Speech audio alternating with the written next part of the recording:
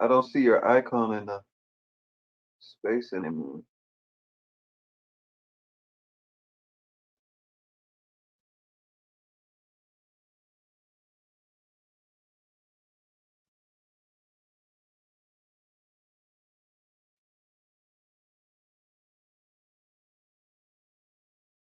I can see mine.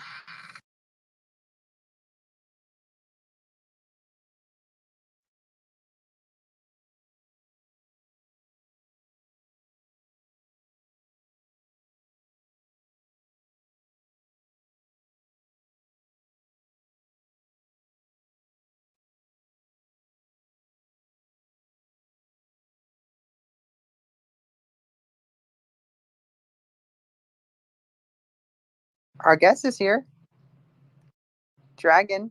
I'm gonna send him an invite.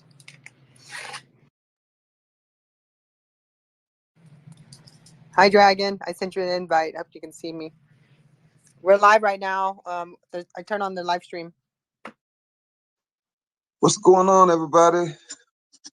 Glad Dragon could make it.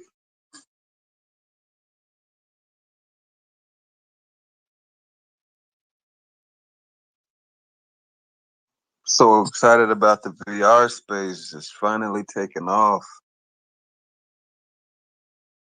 That's great. No, I've started. I have some YouTube of my VR that I shot five years ago. It was back then it didn't get that many views because no one really believed in it back then. But I'm so glad it's happening today, and I'm looking forward for Dragon telling us more about him creating content on YouTube for VR because it's really cool on YouTube. You can there's a whole I don't know if you know that or not, but you can go into YouTube. There's a button you click and you see everything in VR. But it depends on Oh how yeah, it's shot. so cool, man. And VR starting to evolve. I remember like a couple years ago, like on the screen, the hands were floating in the midair, but they took care of that. Now it's a little bit more realistic. You're a VR person. The hands are actually tied to the body, so it looks real. It's not. It doesn't look wonky like it used to. I'm so impressed by it, especially VRChat and the possibilities and where VR is going to go in the next couple of years. I'm super stoked about it. Well, when my friend gets his when his name is Peter Nova, whenever he gets it completed, his new thing that he's gonna have is that the actual avatar in VR is gonna be you can have your own your actual self. Oh That's yeah, yeah, yeah. so I'm not I sure if think Dragon knows, but that you can only speak on your mobile device. I think Meta. I think they are working on that. Well, my friend's company, I don't even know. We've been friends on Facebook since 2008.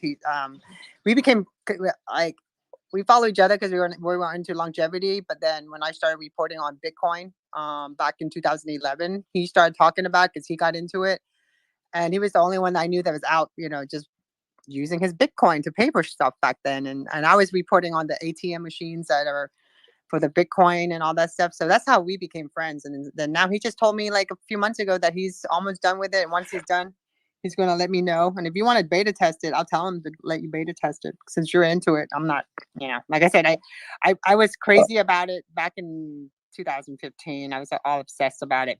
I actually I knew back then there was something up when my friend was like, "Oh, take a look at this VR. Have you ever seen? You want to see VR porn?" And I was like, "Sure, why not? Let me check it out." And guess what? You couldn't even it's only I only saw myself as a man. I never saw myself as a woman in VR. But that was kind of scary when you look down. I'm like, what the hell is that? What's going on, Dragons? Not much. How are you? I'm good, brother. I appreciate you coming for this week's virtual film festival. No problem. I appreciate you having me here. I'm No excited to get to problem. know you better. I want to know more, and like you're the first one that I've came across that talks about creating VR content for YouTube, because I know YouTube has like a pretty good library of VR that I don't think nobody knows. Yeah, there's a lot of us in this space. There's quite a lot of filmmakers actually making stuff on YouTube right now, especially for VR. So, tell us about yourself. How did you get into filmmaking? Um, and what inspired you to get into VR?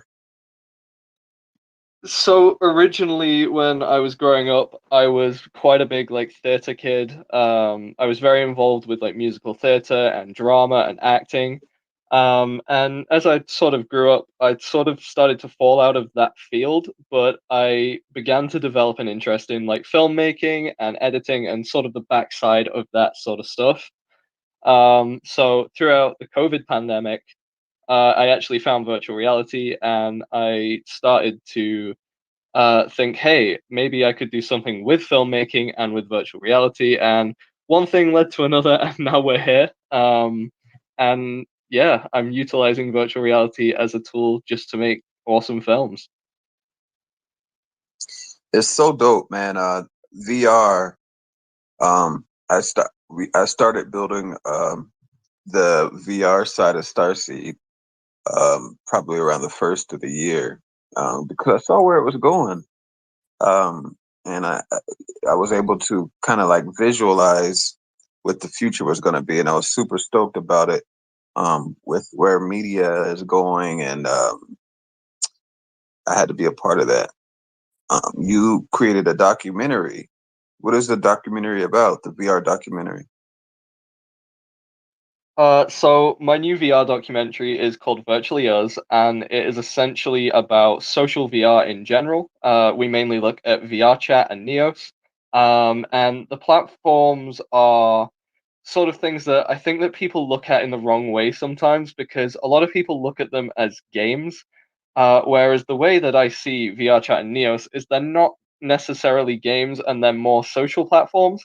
So what I aim to do with the documentary is highlight sort of the communities that have been built in that platform. So we look at the virtual reality dance community, we look at the meta movie, we look at like the just general like player base communities, as well as people who are creating for VR. So like world creators, avatar creators, etc.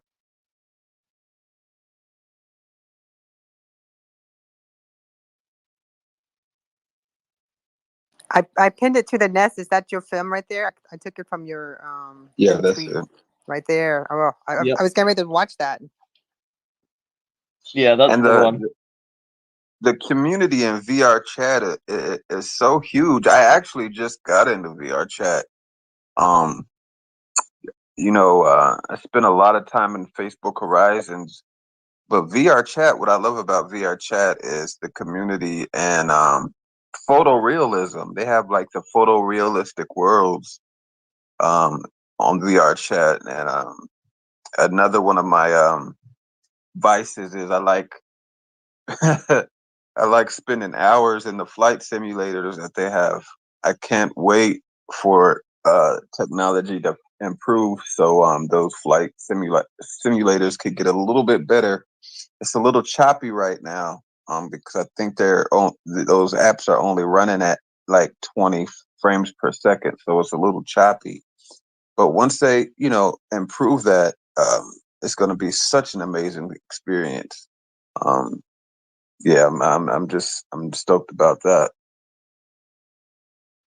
Yeah, absolutely. I mean, I think for me, one of the biggest parts of like VR chat and Neos, I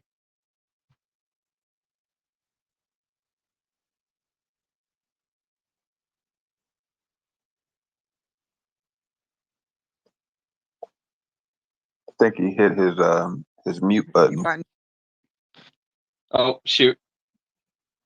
I do it all the time. Don't worry. I didn't Yeah, I mean to couldn't do hear that. you. Yeah, we couldn't hear what you were saying, so we think hit the mute button. If you could say that again. So I think one of the biggest things about VRChat and Neos for me is obviously the communities create the content for the platform. So for example, the VRChat community, all the worlds that you'll see inside of VRChat are made by the VRChat player base. Same with Neos. All of the worlds that you'll see within inside Neos are made by the Neos community. And that allows for obviously a lot of big things like massive projects such as flight simulators.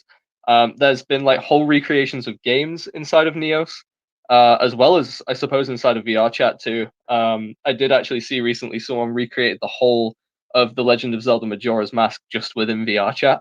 So I think the platforms are really good at providing an avenue for people to create just awesome experiences that you wouldn't be able to get elsewhere.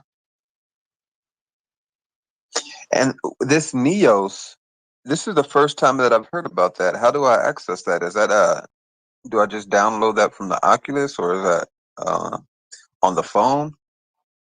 So Neos is kind of like VRChat, except it's like a PC VR exclusive version. So you'll need a Quest 2 and a link cable to connect to your PC, and then you'll be able to download Neos from Steam. And then you just run it through Steam VR and you can access Neos. Oh, okay. So I would need a PC to do that. Yeah, I don't have the PC, so that's probably why I haven't heard of it.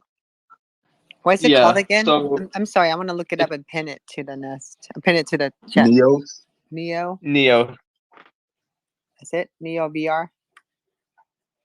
Yeah, Neos. Okay, thank you. So how long ago did you when did you first start creating the documentary? So I first started planning for this documentary in about May of this year. I was at the time my PC had broken, so I didn't really have the best way of editing things, but I was sort of trudging along with my awful laptop. So I started filming it just using my standalone Quest 2. And I set up a few of the interviews. For example, you'll see in the documentary the meta movie interviews. They're filmed on a Quest 2 without the VRChat camera. So that was like the early stage of me making the documentary. I started scripting and started sort of realizing the idea of what I wanted to make. But then when I got my new PC in, I think it was August, I sort of scrapped the first half of the documentary that I'd made and just started again, because I realized that I wanted to put my all into this project and I wanted it to be sort of a long term thing that I worked on. So I restarted the project again in about the start of August. I reused some of the things that I'd already got, such as like the interviews, but I restructured it to be more focused on the communities because originally it was just focused on the platforms and like the current state of the platforms, which I just found that didn't really work. So I restructured it to be focused on the communities and the interviews to be focused on the communities. And yeah, I've been editing it for about 3 months now. I stopped filming literally about a month before I finished editing. So yeah. Okay, cool. I would like to, I don't know, I would like to actually watch that or do some type of premiere with you within VRChat, like at one of the theaters. But I'm not sure if the theaters, like, you know how in order to play a video within VRChat, you need the video URL. Are we able to use YouTube URLs? Because some I know some platforms don't let you play back YouTube videos, but if they do, I would love to do some type of premiere for your documentary. So I actually have already premiered the documentary inside of VR. I did that last week Oh wow. on Nice. Saturday night. We premiered it in a VR chat cinema called Dot Cinema, which is a surround sound VR chat cinema, and we premiered to I think 24 people, which was pretty cool. And everyone seemed to really enjoy it. Everyone loved it, and yeah, a lot of the cast of the documentary, the people that I interviewed, also showed up, which was just really nice to see. And overall, I think the reception has been really nice. And I'd definitely be down to do screenings of it again. And I've seen in some of my ats on Twitter that there's actually been like a few people have small get-togethers to watch the documentary. There was someone who actually Yeah, added me the other day who got a Japanese community together in Neos, and there was, I think they said there was 12 of them, and they got together and they watched the documentary all together on like a Neos cinema, which was pretty cool. that's awesome, and I definitely want to do another screening. We have Kino in here. They're so awesome. They help finance films and filmmakers like yourself. So you might would want to show them what you got with your VR documentary. Yeah, man, that would be awesome. Shout out to them for showing up. Um, absolutely. So, what is your outlook for the next? I'd say, where do you think VR is going, and how is it? How is VR going to shape um, um, the whole entire Web3 space? What are you trying to do? So I think VR is going to be a massive part of the future. I think it's pretty stupid to look at VR and not realize that. I think it's very obvious that VR and XR as a whole is going, well, mainstream within the next few years. And I think that definitely in forms of entertainment and definitely in this sort of VR film industry, I really think it's got a long way to go, but I think it has so much potential that people are going to start jumping on board. People are going to start finding out about, like you said, it's your first time hearing about Neos. People are going to start hearing about Neos. People are going to start hearing about VRChat, and people are going to start hearing about like immersive filmmaking. Because I think a big part of the future is going to be like 360-degree video. So, for example, imagine like one of your favorite movies, that might be Jurassic Park, that might be Back to the Future, but imagine that you view that whole movie from the perspective of the protagonist. So, say you're watching Back to the Future, but you're viewing the movie from, I don't know, Marty McFly's perspective.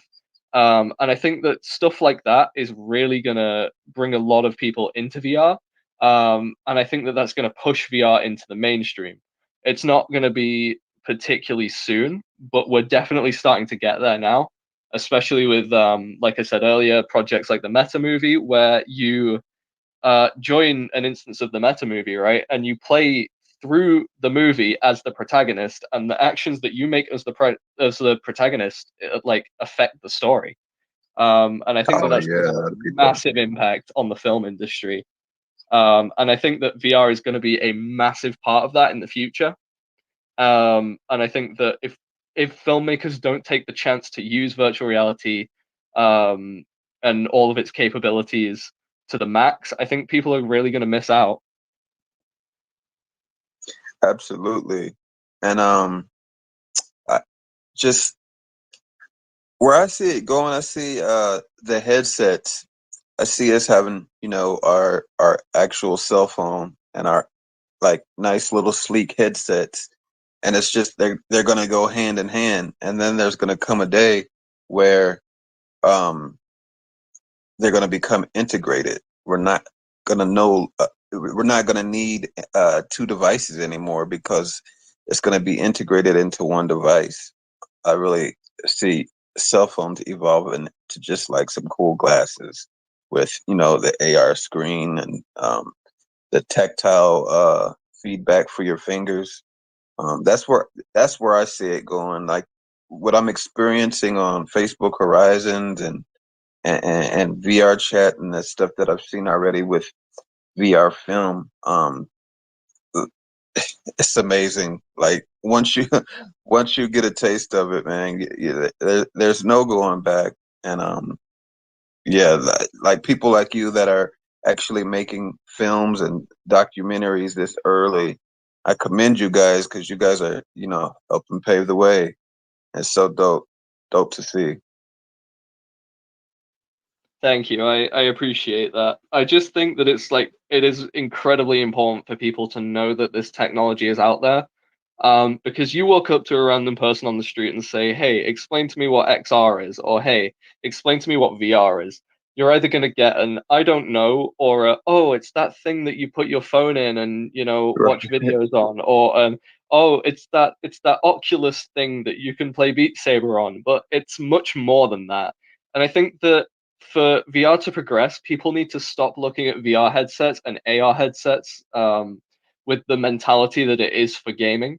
Right. Because in my eyes, virtual reality in the future is going to be more for socialization than it is for gaming.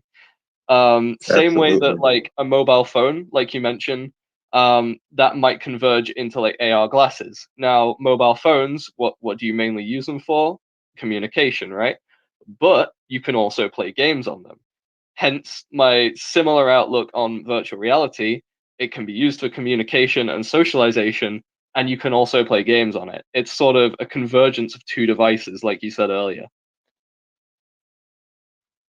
And I've seen an article. I don't know if they're dropping it in January or they're dropping the first prototype in January, but I do know that Apple is working on their headset once. And as soon as Apple drops their first VR headset, boom, we're off to the races. It's going to be an explosion. I mean, and that's just how it goes. I remember with cell phones, Android was like one of the first um, flat screen phones with the G1 with the slide out keyboard, and then a few months after that, Apple came out with the first touchscreen iPhone, and it revolutionized the way cell phones were made. We all have the flat TV type style cell phone now, but before, we had all kind of different devices for our cell phone. So I think they're supposed to be dropping something in January. Once that happens, yeah, we're off to the races, I think. Yeah, man, I completely agree. I think a lot of the things putting people off jumping into the VR space right now is the whole like Meta owning, Oculus, and the whole having to, be tied to Meta to be able to get into VR for cheap, right? Because you think about mainstream VR headsets right now, and you've got maybe the Quest 2, the Valve Index. I suppose you've got HTC 2, but that's sort of uh, a bit of an iffy one. But the jump between buying a Quest 2 and buying a Valve Index is like $500, which most people don't have to throw away on a VR headset, especially with something like an Index, where you'll also need a PC and a big room to set up base stations and trackers and stuff. And it's just something that not everybody has. So I think that Apple jumping in on the VR space is going to be massive for the community. It's going to be massive for the growth of VR because obviously Apple is one of the world's biggest brands, and there's a lot of very loyal Apple customers. Like, for example, the people who will, go out and buy a new Apple phone whenever the new one comes out, despite them not even needing a new phone. Right. I think a lot of people are definitely going to jump on that. Yep. They're a needle mover, man. Once Apple puts something out, or you know, they follow Apple. So Yeah, exactly. In South Florida, there's a company that's called Virtual Reality Rental. I mean, that's like oh because yeah, yeah, it's virtualrealityrental.co, and I've always like because I work with doctors, so I always felt like to train doctors to really immerse. I feel like I wanted to rent out like a movie theater and get VR glasses and have them. So I start researching rental. So it's something that I feel like a lot of people can't afford it, but in business wise, bringing VR to the mass, I think it would start with like education through businesses. Like for example, doctors learning how to, work on a patient. They would definitely sign up for a VR course because of that. Because you see it all the time nowadays. You have one doctor on the other end, and it's the same thing. You can have a doctor walk the doctor through a surgery through VR. Oh yeah, yeah, yeah. absolutely. Absolutely. I read an interesting study not too long ago actually about how virtual reality is being used to rehabilitate like patients with like lost limbs. So like people learning to walk on like a prosthetic like metal leg. or someone who's lost an arm, like trying to like move their fingers again. And I think stuff like that is really, really cool. And again, it's more the mentality of how people look at VR. I think people need to stop looking at VR as a gaming device because it is a device that can do gaming, but it can do so much more. Another example is like, I suppose staying on the medical topic, is like mental health. And again, platforms like VRChat, which is another thing that I touch on in the documentary, how VRChat can really improve like self-esteem. It's personally helped me with like social anxiety, because going back like before and after the pandemic, before the pandemic, I actually think I was worse at socializing than I was after the pandemic, because throughout the pandemic, I started to use VRChat and become more socially confident with speaking to like people that I don't know. So I definitely think that people need to stop looking at VR as a gaming device and realize like the capabilities that it has in, for example, the medical industry. Again, with like training policemen, training the armed forces. Virtual reality can just be used for so many different things that people just don't tend to think that it can even be used for. It's funny that you say that you struggled with social anxiety because two of my last guests on my MetaHood VR podcast, they're builders on the Facebook Horizons platform, and I mean they're phenomenal. But in both of their interviews, and they don't even know each other, so this is just crazy how this worked out. But they they admitted that they had problems with social anxiety and how VR has helped them overcome that. And I was like, wow. And I started meeting more people within the VR space that had social anxiety issues. So, that right there is so awesome to know that this is helping people with that. You Oh know, yeah, absolutely. I actually was on a space where someone was talking about how virtual reality was helping people who've had neurological events, strokes and TIAs and things like that as well. So I think that that's just an amazing, avenue to kind of explore. Also, like you were talking about people who are amputees. There's so many groundbreaking things that people aren't cognizant of as far as like that is concerned with people.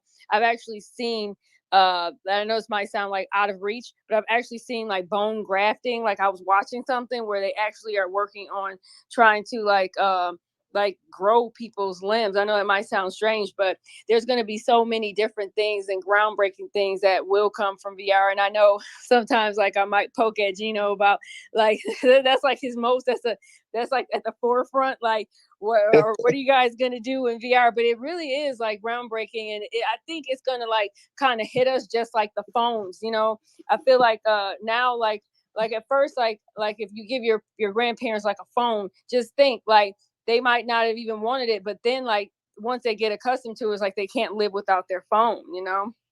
And they're all on Facebook. I remember the days my mom wasn't on Facebook, my my dad wasn't on Facebook, relatives weren't on Facebook. I was talking crazy on Facebook. Now everybody's on Facebook.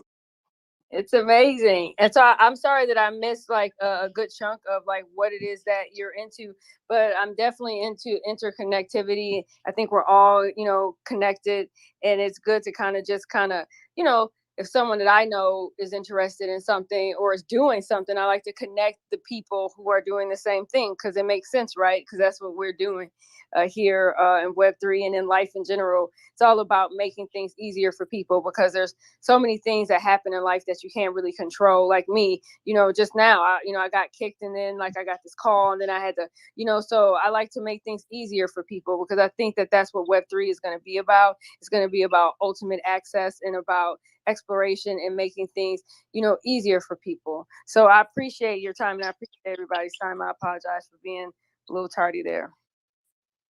Nobody ain't gotta apologize. That's our co-host, She Crypto. And he's Dragon, he has an amazing documentary about VR and VR community within VRChat, and he was just telling us about his film and where he thinks VR is going within the next 10 years.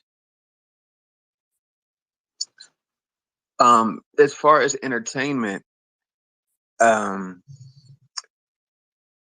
you know, coming from the music business, I saw hip hop, like when the NFTs first came out. It was all about the NFTs within hip hop. They were scrambling how can they make, you know, make a dollar off of NFTs. And unfortunately, you know, with everything happening in the crypto space and the NFT space, a lot of hip hop NFT projects fell flat. But what I've been seeing and what I've been creating as well on our MetaHood VR channel is there is dope hip hop content within the VR space. We have the hip hop battles that go on. I think it's every Saturday, which is awesome. You know, hip hop battles. They have the open mics at the VR clubs. They have the somebody's phone is ringing. They have the open studios where people go and record music and collaborate. And on the 16th of December, Notorious B.I.G. is doing his huge VR concert / experience on Facebook Horizon.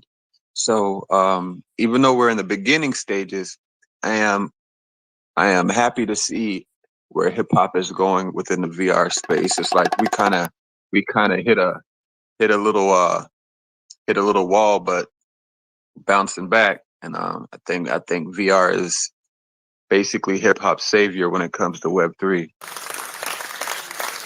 Oh yeah, absolutely. Wait, what's that? Yeah, absolutely, man. So again, I guess linking back to my documentary, there's a massive section on the Virtual Reality Dance Academy, and the work that they're doing, and the work that people are doing in like the other VR dance companies like VR Dance, appropriately named, and I think the work that they're doing is absolutely incredible because it's creating a space where people can work from all across the world on projects that they really love. For example, the VR Dance Academy is doing a winter showcase with the students on, I believe, the 17th of December, where people can come in VR and watch the students dance inside of VR to routines that have been choreographed inside of VR. And again, I think with like the whole like media and entertainment industry, so like films, music, dance, performance, all of that stuff is going to be a phenomenal part of Web3. And I really think that there's just so much potential there that people just don't realize.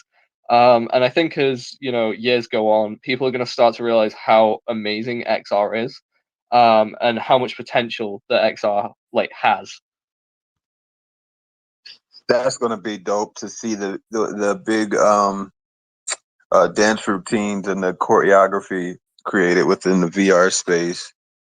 I'm kind of excited to see how that's gonna turn out, just as much as I am with a hip hop community. Yeah, man, it's really cool. And I guess another thing that I should probably say is through making the VR documentary, I actually joined the VR Dance Academy myself. And I'm going to be performing in the performance this December. I'm going to be doing some foxtrot and some other things in there. So I suppose that there's an example of VR helping somebody find a community, which is just incredible. Oh wow, we definitely got to show up to that. Yes, it's all about supporting each other. And I think that when you support people, you kind of find your own way. When you support people from like the intrinsic like good in you, and just intrinsically with no expectations, that's when you find your way, you know. And with all the things that are happening that are peculiar or just outright violent, I'm also looking forward to VR too, because I feel like you can be somewhere without being there, you know, which I think sometimes it's a little safe, you know. So yeah, kudos to you and anybody that does something and wills it to fruition, because it's not easy to start something and then to finish it. You know, we all want to start something, but can we will it to fruition even without? Because I feel like a lot of times people don't do things just because they feel like they don't have. But I've seen a rainbow without rain. I made a movie, but absolutely no. I didn't have money. I had my mom, and I had a script, and then I had, like, you know, hey, like some people who were down, who were in the cast to do it. So you can make these things happen. So kudos to anybody that's doing something, and especially TwoEzDragon, you know, for finishing, being a finisher, right? That's what it's about. Absolutely, yeah. I appreciate that. Thank you very much. And VR, within Web3, like NFTs, they were kind of contingent on crypto being successful, you know. And with VR, I think VR isn't, you know, VR's success isn't contingent on anything else, which is, you know, which is kind of cool. So, yeah, man, I'm just excited to where this whole VR thing is going. Over the next, I'd say 5 to 10 years. I'm trying to tell as many people about it as possible. I've a few people looked at me like I'm crazy, but you know, they'll come around once they see what this VR stuff is really about. I'm just You stoked, can man. think about cost factor too. I mean, I don't know how old everybody is, but I remember a microwave cost so much money back in the 80s. My grandparents had one, and Remember those days? it was huge. It cost a lot of money, and same thing as flat screen TV. So I think eventually time people will adapt. I mean, in South Florida, for me, we had Magic Leap. I don't know if you guys heard of Magic Leap, the VR, they're an AR glasses company actually. They were so secretive. They were like right down the street. I used to live right down the street from them, and they would. It was like I couldn't get an interview. I couldn't even like. They were very quiet, but they didn't do too well. Like I think because they were. Sometimes you could be too early for the game, and I feel like sometimes, like for example, Meta right now with their situation, because of they lost the trust. So I don't think a lot of people are jumping on it. I think before they purchased Oculus, people were getting into it. It's more like a gift idea. I just remember all my friends were trying to buy some for their kids and stuff. But the moment that Meta got involved and bought it, and Mark Zuckerberg was pumping so much money into it, it's probably an incredible platform. But you know, as you know, Facebook, people have lost a lot of trust. You know, because Facebook, Instagram, they really don't have great PR. But I feel AR is the thing. So, Dragon, since you're you creating these VR, are companies coming to you and talk to you about creating AR also? Yeah, I've had a few people reach out to me about sort of broadening the range of the sort of content that I make. I've had a few people talk to me about making 360 video and working on projects like that. I've had a few discussions about working on some AR stuff, but it's not something that I've fully looked into as of right now. But it's definitely something that I'm really interested to look into in the future. And especially with, like, you know, the Quest Pro right now has just come out with like color pass through. I think that as the technology evolves, we're definitely going to start to see a lot more AR creations and a lot more done with the whole XR umbrella, because I think right now when people think of XR, a lot of people just beeline it straight to VR, forgetting about like augmented and mixed reality. And I think that just as the technology progresses, just as like in movies how motion capture technology has progressed, I think that more people are going to start to become interested in it, and more people are going to start working in the space. Especially as like phones, and I personally believe that phones and AR glasses will eventually just merge into one thing. People will just carry a pair of AR glasses because it's more convenient than carrying a phone. I think as that like convergence starts to happen, I think more people will create for things like AR. Yeah, I agree with you on that because it's like when I look, the reason I'm gonna post a picture of Magic Leap's new glasses. They came out, they promote for AR, but it can be VR too. It's like $3,200, $3,299, and it's Magic Leap 2 ML2, and they just launched it in September. And I actually thought the company shut down. They laid off a lot of people, but these glasses, it looks it's something I would wear. So I'm gonna share it, and you guys want to comment, you're welcome to, because it's here. It's just not too many people know about it. And the moment, like you said, the moment people, if once the glasses are small enough that people can just fold it and put it in their bag, or they can wear it as glasses. Because you remember the Google glasses, the first set, the first generation, and they were early for their time. Remember that? Did anybody ever try those? They look weird, Google right? Cardboard. They're called Google glasses. Yeah, I remember. Yeah. So Today I just shared the new, I think the newest Snapdragon AR glasses, which looks just like some Ray-Bans. Yeah, well, Facebook actually released the Ray-Ban stories not too long ago. I think it was last year. And Really? I believe that they surprisingly actually did quite decently.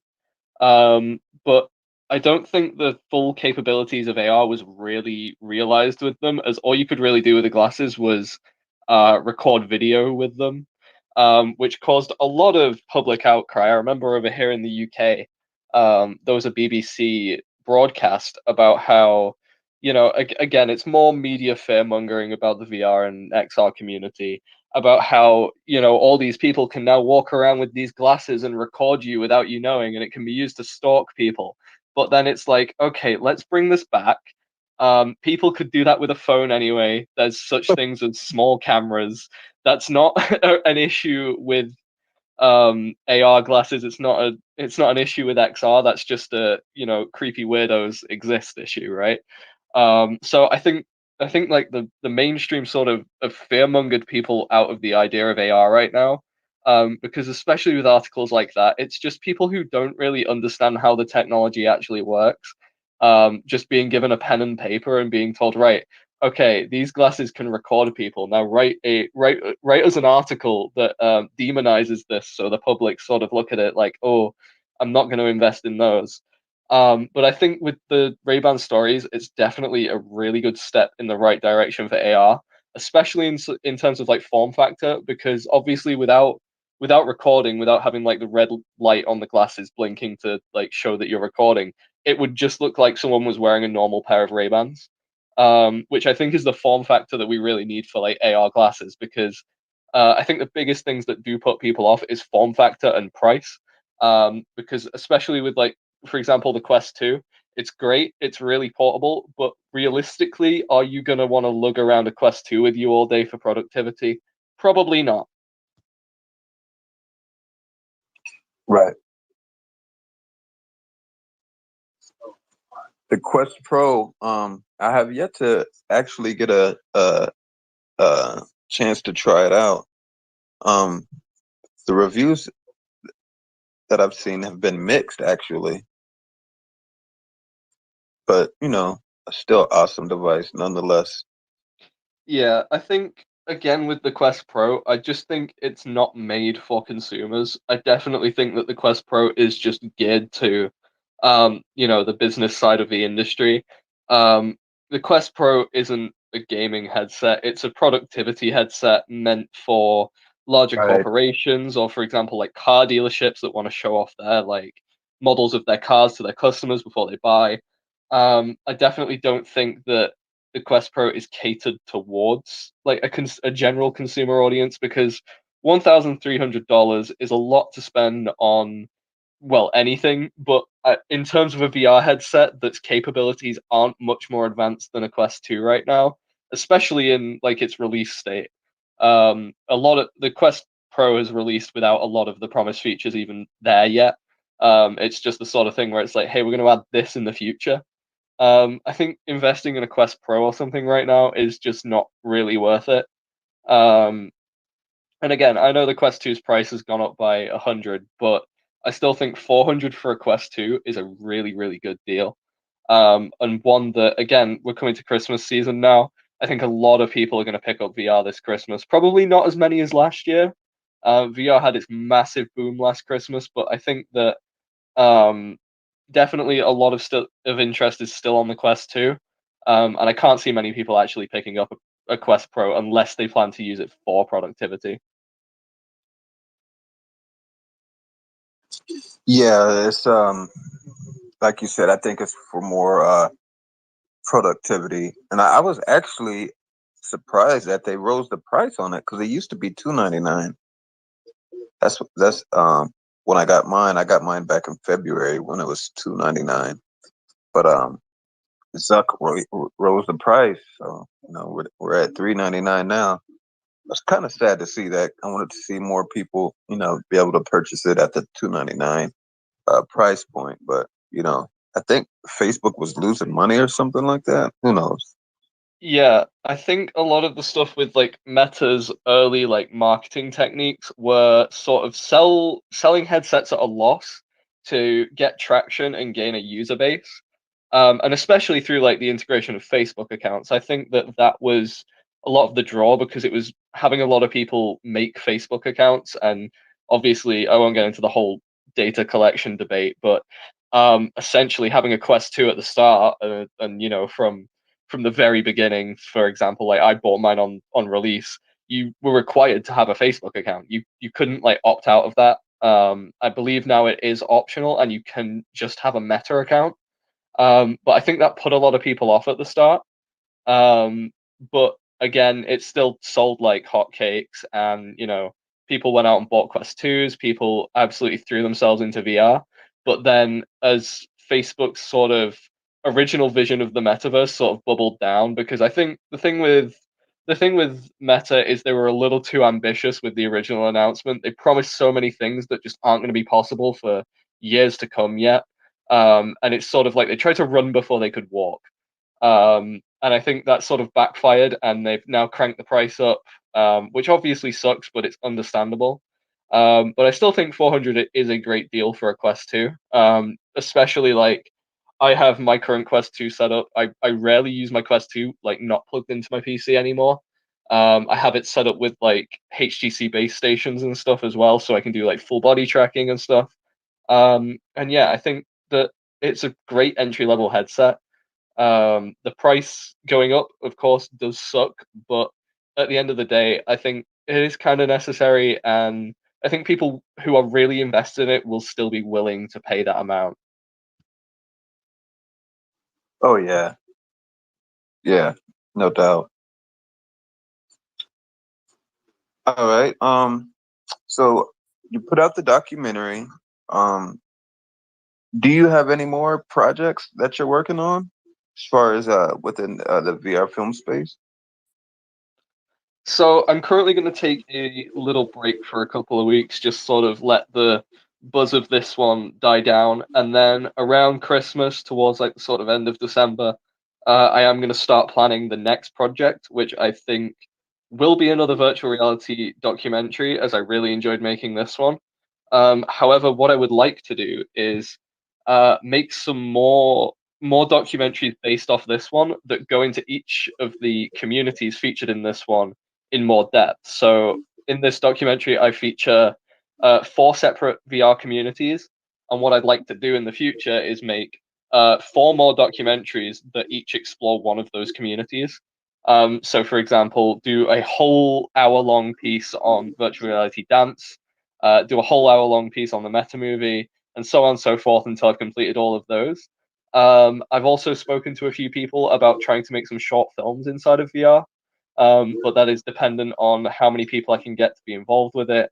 Obviously, getting people at the right time zones are a big issue, as I found out with filming this, because I live in the UK and a lot of the people who are currently in the space are in the US, so I just have to try and sync my time zone with those guys. But if I can sort things out, I'm definitely going to keep creating content. I'm definitely going to keep creating normal like VR content on YouTube, because up until now I have just been like a VR YouTuber making videos on games, experiences, again on VRChat, on the industry. Like back when the original metaverse announcement happened. I made a few videos on that. And yeah, I'm just gonna keep up the content creation stuff. Awesome, brother. We got somebody raising their hand. Hey, Who's that? Cinema Mind? yeah, blessed be Tree Family. Love the conversation when it comes to VR and AR.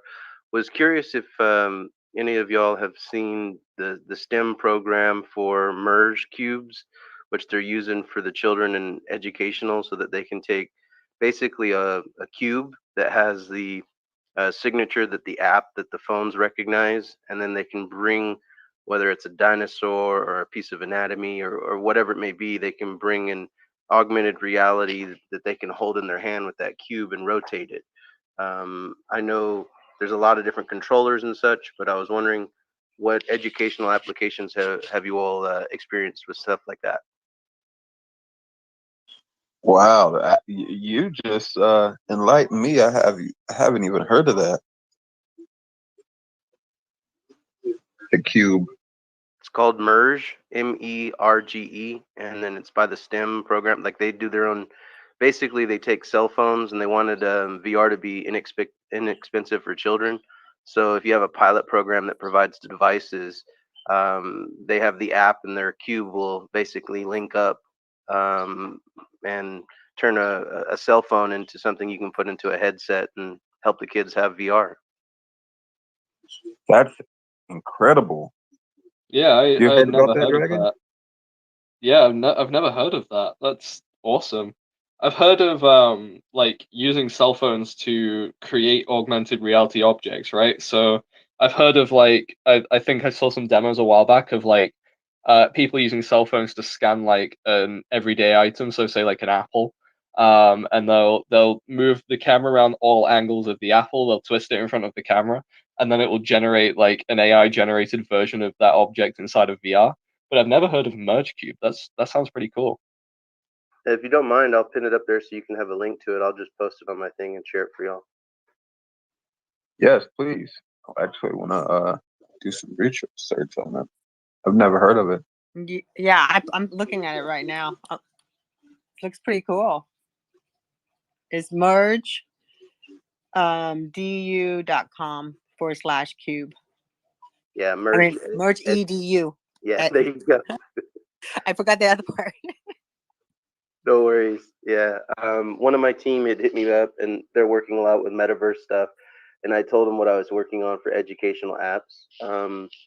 We kind of do pilot programs for international reskinning of apps for bilingual and all those kind of things.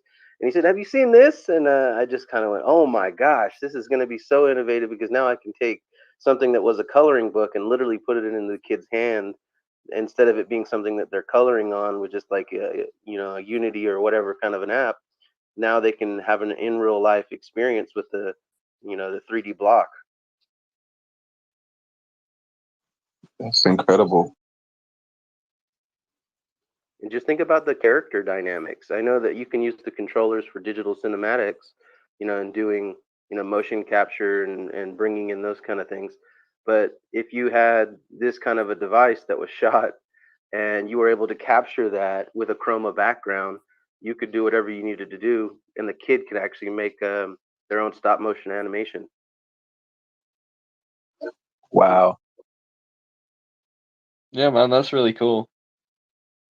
You need to like have an online education and have them be part of it. Do a co-branding campaign, and this would be great. Especially when my kid was young, I used to put him in camps, like art camp, different camps, and pay a lot of money for it.